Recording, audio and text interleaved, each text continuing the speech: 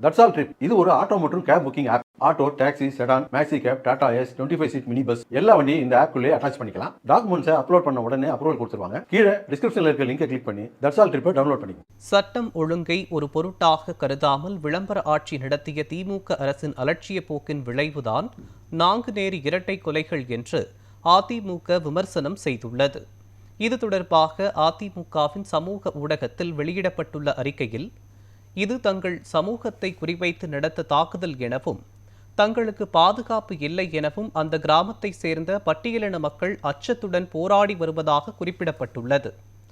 தேர்தல் நேர அறுவடைக்கு சமூக மோதல்களை வளர்த்து விடுகிறதா திமுக என்ற கேள்விகளும் சந்தேகங்களும் மக்களிடையே எழுகிறது என்றும் அதிமுக தெரிவித்துள்ளது.